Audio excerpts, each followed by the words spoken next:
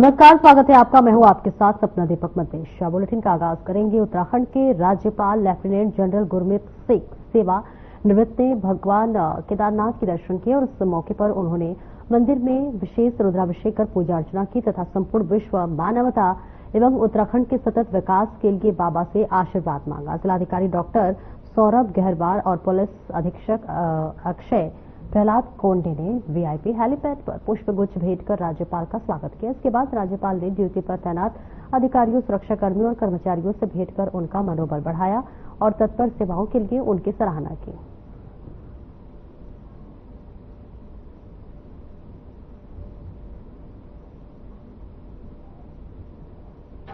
आज के दर्शन सचमुच अद्भुत थे। आज अवसर मिला कि पूरी मानवता के लिए, हर भारतीय के लिए, हर उत्तराखंडी के लिए पूजा और अर्चना की। यहां पर आने से जो दिव्यता, भव्यता का अनुभव होता है वो अपने आप से अलग है। यहां का ज्ञान, यहां का चमत्कार सब जगह से अलग है। आज प्रभु शिव जी, केदार बाबा के सचमुच साक्षात दर्शन हुए और सबसे बड़ी खुशी क्या है, हर एक श्रद्धालु, हर एक तीर्थ यात्रा आए हुए भक्तगण, उनके अंदर एक बिल्कुल उत्साह था। आज मैंने एक चीज और नोटिस किया कि हमारे जितने भी कर्मी हैं, जितने भी पुजारी हैं, उनके अंदर में एक अलग भाव है।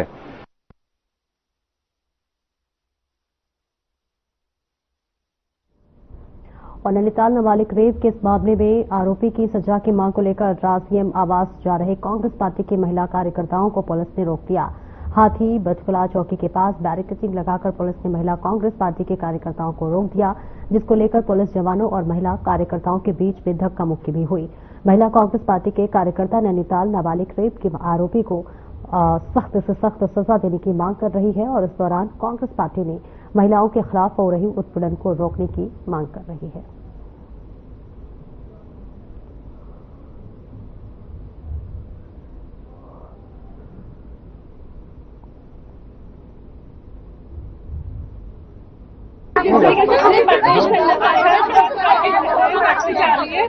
हमारी सरकार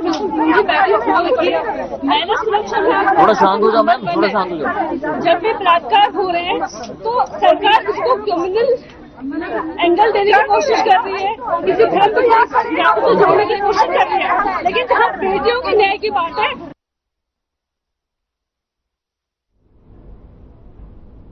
और खबर उधम सिंह नगर से है, नगर के जसपुर से है, जहां पर एक बार फिर नशे की हालत में कार चालक ने बाइक सवार को जबरदस्त टक्कर मार दी है, जिसमें बाइक सवार चालक ने मौके पर ही दम तोड़ दिया।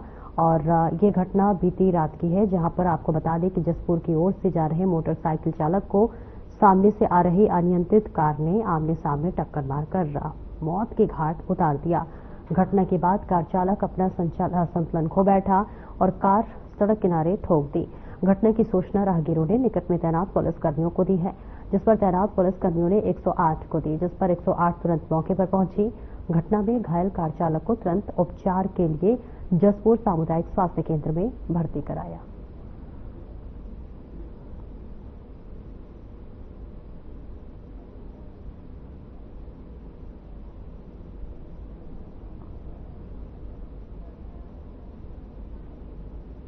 के पास, एक बैरियर के पास से पेशेंट आया, ये एक्सीडेंटल केस था।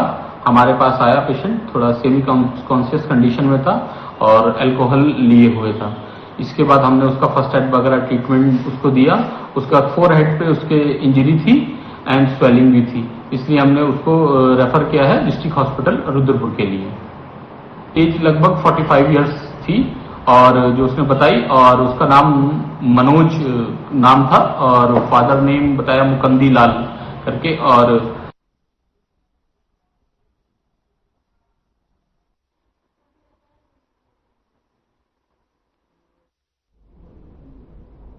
उत्तराखंड की चारधाम यात्रा की शुरुआत 30 अप्रैल से हो चुकी है, जिसको लेकर परिवहन विभाग की अगर हम बात कर ले तो जमीनी स्तर पर काम कर रहा है। तो वही विभाग द्वारा उत्तराखंड में बाहर से आने वाले प्रत्येक वाहन को ग्रीन कार्ड और ट्रिप कार्ड आवंटित किए जा रहे हैं, जो कि उत्तराखंड में बढ़ते प्रदूषण की रोकथाम के मद्देनजर बेहद महत्वपूर्ण साबित होगा। आरटीओ प्रबंधक अनीता चामोला ने जानकारी देते हुए बताया है कि ग्रीन कार्ड और ट्रिप कार्ड आवंटित करने के लिए परिवहन विभाग द्वारा सेंटर स्थापित किए गए हैं और इसके अतिरिक्त चेकिंग के लिए बल की तैनाती की गई है और चारधाम यात्रा रूट पर की गई है। वही यात्रा के दौरान परिवहन व्यवस्था को ठीक संचालित करने के लिए अलग अलग टीमें तैनात की गई हैं, जो कि कई क्षेत्रों पर अपनी नजर बनाए हुए हैं।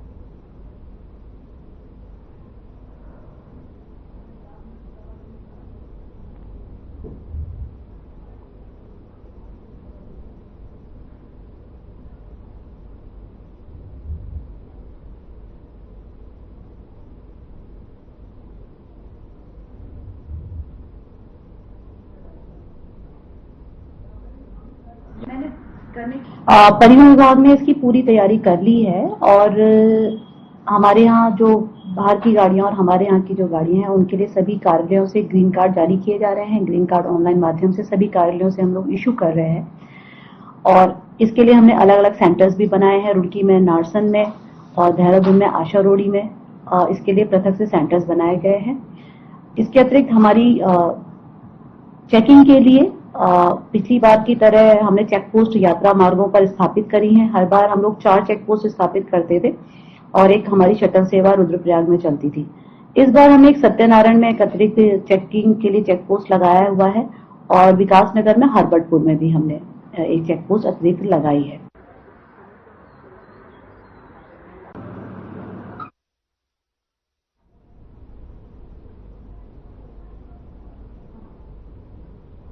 और नैनीताल सहित पहाड़ों के अन्य पर्यटक स्थलों पर जहां पर पर्यटन सीजन ने जोर पकड़ना शुरू कर दिया है, तो वही हल्द्वानी की कोतवाली में होमगार्ड जवानों के लिए एक सम्मेलन का आयोजन किया गया, जिसमें होमगार्ड जवानों की जिला कमांडेंट नैनीताल प्रतिमा ने उनके संवाद कर जो है जवानों को आ रही दिक्कतों को, उनकी सुविधाओं को लेकर चर्चाएं की हैं और उनकी समस्याओं को भी सुना है।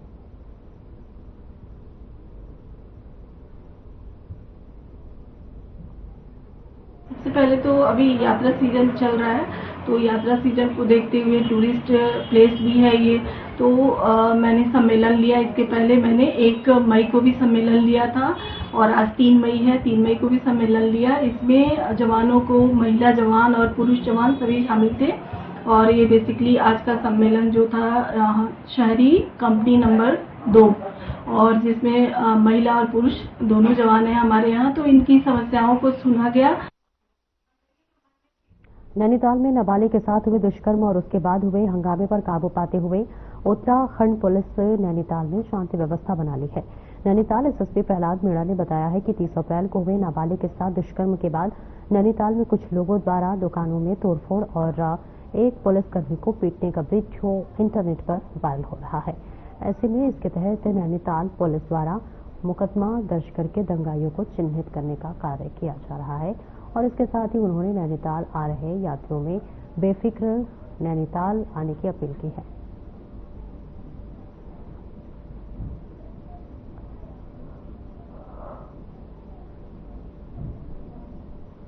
रात्रि को कोतवाली मल्लीताल में एक प्रकरण आता है जिसमें एक नाबालिग बच्ची के साथ में रेप का मामला आया था।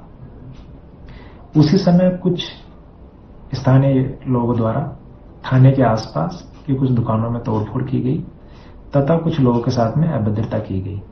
इस मामले में पुलिस ने तत्काल प्रभावी बल प्रयोग करते हुए भीड़ को तीतर बीतर किया एवं शहर में कानून व्यवस्था स्थापित की। इसी मामले संबंधित एक वीडियो सोशल मीडिया में वायरल हो रहा है जिसमें एक पुलिस कर्मचारी के साथ कुछ लोग अभद्रता करते हुए दिख रहे हैं। चूंकि इस मामले में पुलिस एफआईआर पंजीकृत कर चुकी है और पुलिस के द्वारा अभद्रता करने वाले लोगों का आइडेंटिफिकेशन का कार्य किया जा रहा है। इस मामले में जो भी लोग शामिल है, चाहे उन्होंने दुकानों में तोड़फोड़ की हो या पुलिस कर्मचारी के साथ में अभद्रता की हो या सांप्रदायिक सद्भाव बिगाड़ने की कोशिश की हो, ऐसे लोगों का चिन्हीकरण का हम लोग कार्य कर रहे हैं। ऐसे लोगों के खिलाफ पुलिस सख्त से सख्त कार्रवाई अमल में लाएगी। केंद्र सरकार ने उत्तराखंड को एक बड़ी सौगात दी है। केंद्र ने चमोली जिले के अंतर्गत आने वाले ज्योतिर्मठ नगर क्षेत्र के पुनर्निर्माण के लिए 1700 करोड़ रुपए की धनराशि स्वीकृत की है। आपको बता दें वर्ष 2023 में ज्योतिर्मठ में आई आपदा में से वहां का लगभग 20% हिस्सा प्रभावित हुआ है, जहां बड़े पैमाने पर दरारें भी आई थी।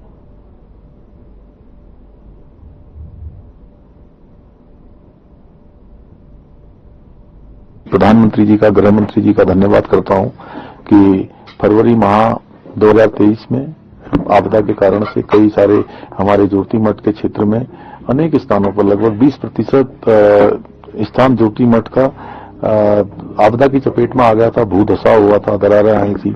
उसके लिए भारत सरकार की बहुत सारी एजेंसियां और राज्य सरकार की एजेंसियां, आपदा न्यूनीकरण, एनडीएमए, अनेक एजेंसियों ने काम किया, वाडिया इंस्टीट्यूट रुड़की, आईआईटी, और उन्होंने एक सर्वे करने के बाद अपनी रिपोर्ट सबमिट की थी कि नवनिर्माण पुनर्निर्माण किया जाना है। उसके आधार पर हमने भारत सरकार से निवेदन किया था, प्रधानमंत्री जी से, गृह मंत्री जी से, कि हमको जो है यहाँ पर आपदा के मद में धनराशि दी जाए, और 1700 करोड़ रुपए की धनराशि यहाँ पर स्वीकृत हुई है। और उस राशि से यहाँ पर सीवरेज का काम होगा, सुरक्षा के काम होंगे, नवनिर्माण पुनर्निर्माण के काम होंगे, सुरक्षात्मक जो जल भराव के कारण से या जल के प्रलय के कारण से जो चीजें वहां पर आती हैं, जल के तेज वेग को रोकने के लिए, वो सभी काम किए जाएंगे, विकास के काम होंगे। मैं प्रधानमंत्री जी का और गृह मंत्री जी का धन्यवाद देता हूं, देवभूमि उत्तराखंड की तरफ से, सभी ज्योतिर्मठ के निवासियों की तरफ से।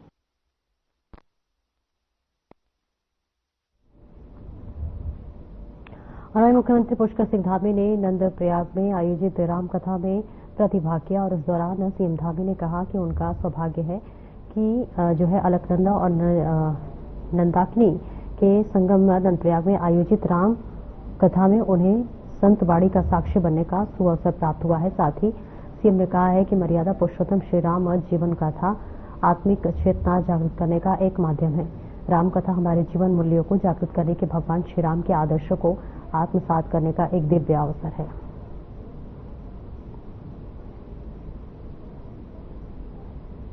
यह आयोजन हमारी आत्मा को भी शुद्ध करने का, शोधन करने का, हमारे जीवन मूल्यों को पुनः जागृत करने का, और मर्यादा पुरुषोत्तम भगवान के जो जीवन, जो उनका जीवन है, उनके आदर्शों को आत्मसात करने का एक दिव्य अवसर है। और जब हम भगवान श्री राम के आदर्शों को समझते हैं तो हमें पता चलता है कि हमारे जीवन में भी करुणा होनी चाहिए, हमारे जीवन में भी धर्म की आस्था होनी चाहिए, सत्य होना चाहिए, सेवा भक्ति होनी चाहिए। और पूज्य बाबा की अमृतवाणी द्वारा हमें अपने जीवन को और राममय बनाने का संदेश प्राप्त होगा, हमारा सबका मार्गदर्शन होगा। हमें जीवन में किस प्रकार से काम करना है, किस प्रकार से धर्म का पालन करना है, ये पूज्य बापू की कथा से बहुत हमारे को पाते ही मिलेगा।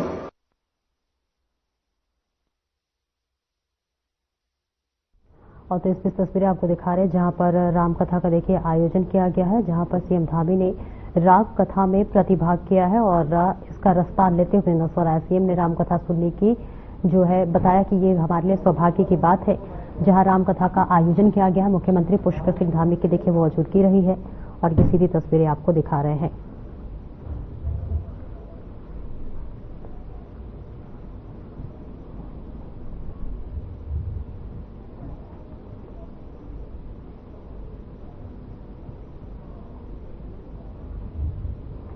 और सीधे लिए चलते आपको देहरादून जहां आइसक्रीम जीर्णोद्धार कार्यक्रम का आयोजन किया गया है, जहां मुख्यमंत्री पुष्कर सिंह धामी की मौजूदगी है।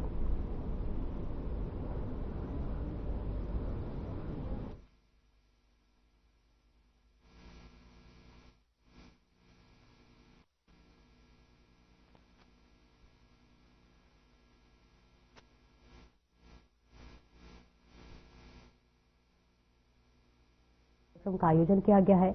कार्यक्रम में मुख्यमंत्री पुष्कर सिंह धामी की भी मौजूदगी है, जहां मुख्यमंत्री धामी यहां पर लोकार्पण भी देखिए करेंगे, वो भी तस्वीरें आपको दिखाएंगे। लेकिन फिलहाल ये तस्वीरें आपको देख रहे हैं भव्य और ये नजारा दिखा रहे हैं जहां आइसक्रीम का जीर्णोद्धार कार्यक्रम का आयोजन किया गया है। तमाम यहां पर जो है लोगों की मौजूदगी है। यहाँ पर देखिए प्रतिभागी जो है वो प्रतिभाग करते हुए नजर आ रहे हैं और इसका नजारा अद्भुत दिख रहा है, जहां पर मुख्यमंत्री पुष्कर सिंह धामी की भी मौजूदगी है, यहाँ पहुंचे हुए हैं और इसी के साथ साथ सीएम ने यहाँ पर कार्यों का लोकार्पण भी किया है।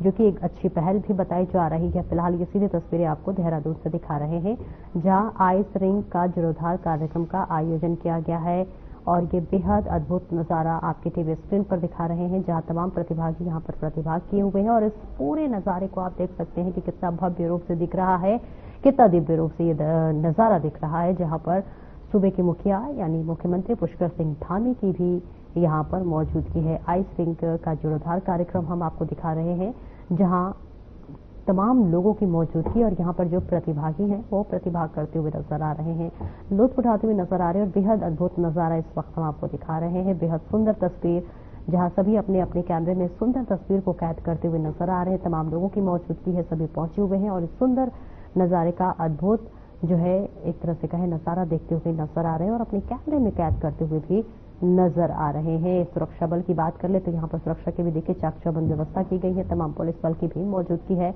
और देखिए एक मंच से सीधी तस्वीरें आपको दिखा रहे हैं, जहां पर मुख्यमंत्री पुष्कर सिंह धामी को आप देख सकते हैं और इनके अलावा देखिए कई ऐसे दिग्गज नेताओं की भी यहाँ पर मौजूदगी है, जहां मुख्यमंत्री इस कार्यक्रम का लुत्फ उठाते हुए नजर आ रहे हैं। तमाम प्रतिभागी को भी जो है प्रोत्साहित करते हुए भी मुख्यमंत्री नजर आ रहे हैं। कई कार्यों का देखिए यहाँ पर लोकार्पण भी किया गया है, जो कि एक बेहद अच्छी पहल भी बताई जा रही है। फिलहाल जहां आइस रिंग का जीर्णोद्धार कार्यक्रम का आयोजन किया गया है, मुख्यमंत्री पुष्कर सिंह धामी पहुंचे हुए, साथ ही तमाम लोगों की भी मौजूदगी है और बेहद अद्भुत नजारा इस वक्त दिखा रहे हैं हम आपको, जहां पर तमाम प्रतिभागी जो है वो प्रतिभाग करते हुए नजर आ रहे हैं और देखिए तमाम कार्यों का यहाँ पर लोकार्पण भी मुख्यमंत्री पुष्कर सिंह धामी की तरफ से किया गया है। सीधी तस्वीरें हम आपको इस वक्त देहरादून से दिखा रहे हैं, जहां आइस रिंग का जीर्णोद्धार कार्यक्रम का आयोजन किया गया है, तमाम लोगों की मौजूदगी है। देखिए पूरा यहाँ पर आप देख सकते हैं नजारे, तस्वीर भी देख सकते हैं, तमाम लोग यहाँ पहुंचे हुए हैं और सभी इस कार्यक्रम का लुत्फ उठाते हुए नजर आ रहे हैं। सभी इस कार्यक्रम में पहुंचे हुए हैं। मुख्यमंत्री पुष्कर सिंह धामी की भी मौजूदगी है, जहां इस बेहद दिव्य और अच्छी तस्वीर को सभी अपने कैमरे में कैद करते हुए नजर आ रहे हैं। तो वहीं मुख्यमंत्री पुष्कर सिंह धामी भी यहाँ पर मौजूद है, जहां तमाम कार्यों का मुख्यमंत्री ने लोकार्पण किया है। तो देखिए देहरादून से ये तस्वीरें आपको दिखा रहे हैं, जहां आइस रिंग के जीर्णोद्धार कार्यक्रम का आयोजन किया गया। बेहद अद्भुत नजारा, कार्यक्रम में मुख्यमंत्री पुष्कर सिंह धामी की मौजूदगी है और इसके अलावा तमाम नेताओं की भी देखिए यहाँ पर मौजूदगी दिखाई जा रही है। बेहद अद्भुत नजारा इस वक्त हम आपको दिखा रहे हैं। तमाम जो यहाँ पर बच्चे हैं वो यहाँ पर इस बर्फ की चादर में आइस रिंग का ये जो कार्यक्रम है उसमें खेलते हुए नजर आ रहे हैं और तमाम लोगों की यहाँ पर मौजूदगी है। सभी इस अद्भुत नजारे को अपने फोन में, अपने कैमरे में कैद करते हुए नजर आ रहे हैं। बेहद अद्भुत नजारा और देखिए पूरा यहाँ पर लोगों की भीड़ इकट्ठा हुई है, सभी लोग यहाँ पर पहुंचे हुए हैं और सभी इस कार्यक्रम की भव्यता बढ़ा रहे हैं। आइस रिंग कार्यक्रम का आयोजन है, देखिए मुख्यमंत्री पुष्कर सिंह धामी को भी आप देख पा रहे हैं, जहां वो पहुंचे हुए हैं और देखिए तमाम कार्यों का भी यहाँ पर मुख्यमंत्री पुष्कर सिंह धामी के जरिए लोकार्पण किया गया है। तो ये सीधी तस्वीरें देहरादून से आपको दिखा रहे हैं।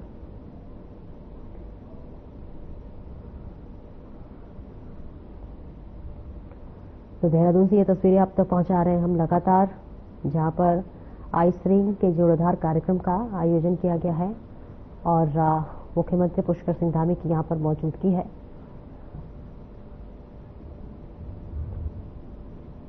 और मोदी कैबिनेट में जाति जनगणना को मंजूरी मिलने के बाद कांग्रेस ने बीजेपी पर हमला शुरू कर दिया है।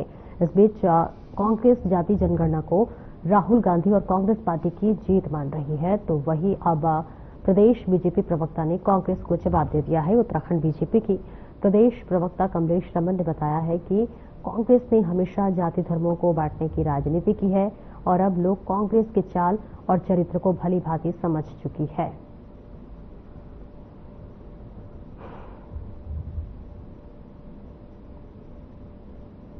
देखिए बिल्कुल मुझे लगता है कि सत्य कह रही है कांग्रेस। हमेशा जातियों में बांटने का काम कांग्रेस ने किया है, कभी भी किसी को ऊपर उठाने का काम नहीं किया, किसी को शिक्षित नहीं होने दिया। आज भारतीय जनता पार्टी की सरकार है, केंद्र में हो चाहे राज्य में हो, माननीय प्रधानमंत्री जी ने ऐतिहासिक निर्णय लेने का काम किया। ये भारत की जो प्रबुद्ध जनता है उसकी आवाज को मानते हुए, उसकी आवाज को समझते हुए, उनकी भावनाओं को समझते हुए ये निर्णय लिया है, क्योंकि यहाँ पर जितने भी हमारे समाज के लोग रहते हैं सबको उनकी भागीदारी मिलनी चाहिए, उनका हिस्सेदारी उनको मिलनी चाहिए। मुझे लगता है कि आज अगर कांग्रेस श्रेय लेने की बात कर रही है तो मैं ये समझती हूँ कि कांग्रेस ने कभी भी किसी को अधिकार नहीं दिया है। हमेशा चाहे माइनॉरिटी की बात करो, चाहे दलितों की बात करो, चाहे आदिवासियों की बात करो,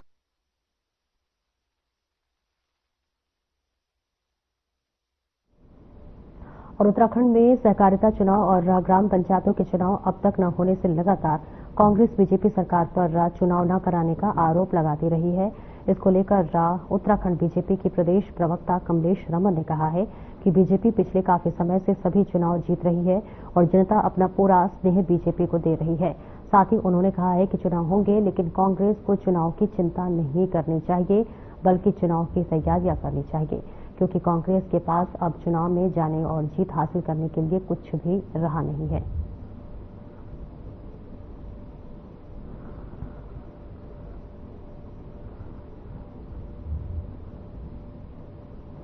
जनता पार्टी चाहे छोटे चुनाव हो चाहे बड़े चुनाव हो, उनको हमेशा जीतने का काम कर रही है और जनता का विश्वास जीत रही है। हार का मुंह देख रही है बार बार कांग्रेस, और मुझे लगता है कि इसीलिए वो इतने बौखला गए, इतने निराशा में है कि उनको हर चुनाव में ऐसा लगता है कि सरकार शायद चुनाव डिले कर रही है। भाई ये चुनाव भी हो जाएंगे, इतनी परेशान होने की जरूरत नहीं। अगर कांग्रेस को अपनी तैयारियों पर ज्यादा ध्यान देना चाहिए, ना कि इस पर कि चुनाव कब होंगे, क्योंकि बार बार हार का मुंह देखते हुए कांग्रेस जो है इस प्रदेश को कहां पर ले जाने का काम कर रही है। मुझे लगता है कि ये कांग्रेस की मानसिकता और उनकी सोच और उनकी नेकी और नीयत दिखाने का काम कर रही है कि बार बार चुनाव का नाम लेकर के जिस प्रकार से वो भ्रमित करने का काम करते हैं और फिर हार का मुंह देखते हैं। ये भारतीय जनता पार्टी हमेशा लोगों के बीच में रहती है, विकास कार्य करती है और इसीलिए जीतने का काम कर रही है। बीजेपी के प्रदेश प्रवक्ता कमलेश रमन ने कहा है कि आजादी के समय देश में एक साथ चुनाव कराने की परंपरा थी, मगर बाद के वर्षों में यह बदलता चला गया और आज हालात यह है कि सालों भर देश में कोई ना कोई चुनाव होता रहता है और ऐसे में सरकार की मशीनरी चुनाव कार्य में ही लगी रहती है। वहीं उन्होंने कहा है कि वन नेशन वन इलेक्शन में सरकारी कामकाज के साथ साथ चुनाव को लेकर होने वाले सरकारी पैसे की खर्चे की भी कमी आएगी और जब विकसित भारत की सोच के साथ हम आगे बढ़ रहे हैं तो ऐसे में देश में एक साथ चुनाव कराने के लिए आगे आना होगा।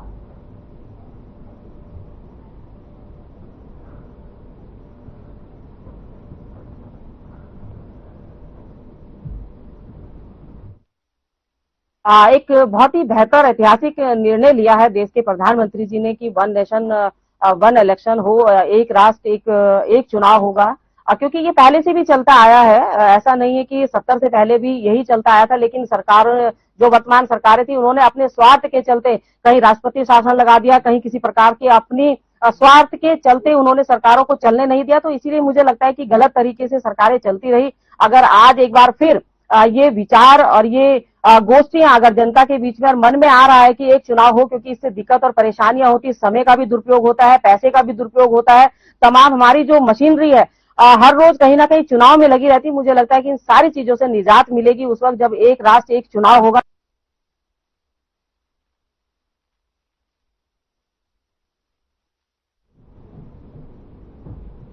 और वो कानून को राजभवन से मंजूरी मिल चुकी है। कांग्रेस के प्रदेश महामंत्री नवीन जोशी ने कहा है कि नगर निगम के सारे क्षेत्रों को इस कानून के दायरे से छोड़ दिया गया है और यह कानून बहुत ही लचीला है, जिसमें हरिद्वार और उधम सिंह नगर को छोड़ दिया गया है।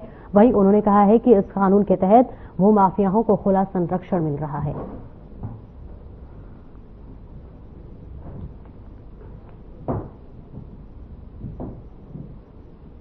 प्रदेश का जो भू कानून है बहुत ही लचीला भू कानून है। उन्होंने नगर निगम के सारे क्षेत्र छोड़ दिए, देहरादून छोड़ दिया, हरिद्वार छोड़ दिया, उधम सिंह नगर छोड़ दिया, नगर निगम के सारे क्षेत्र छोड़ दिए। उसमें जो भू माफिया है उनको खुला संरक्षण सरकार का प्राप्त है और वो कहीं पे भी जमीन खरीद सकते हैं।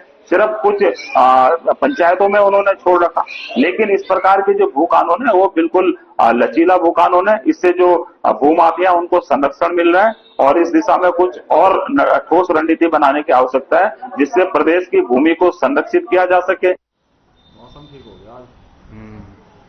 अच्छा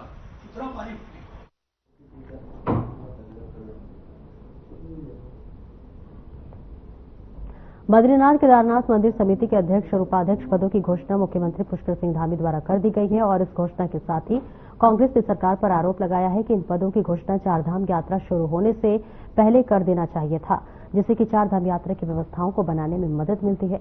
और वहीं कांग्रेस प्रवक्ता शशपाल बिष्ट ने कहा 2 उपाध्यक्षों की नियुक्ति पर कहा कि सरकार ने बद्रीनाथ केदारनाथ मंदिर समिति के ऊपर 3 दायित्वधारियों का बोझ डालने का काम किया है।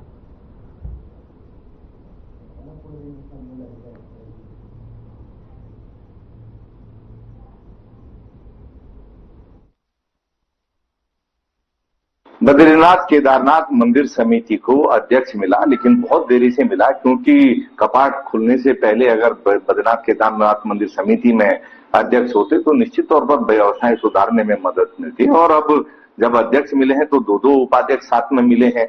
बद्रीनाथ केदारनाथ मंदिर समिति पर 3 दायित्वधारियों का बोझ डालने का काम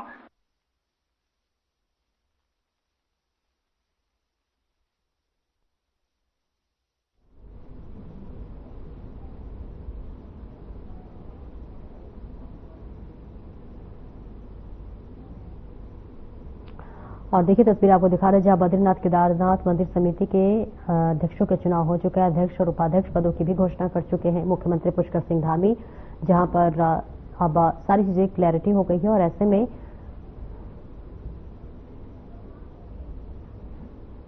फिलहाल इस बुलेटिन में इतना ही। नमस्कार।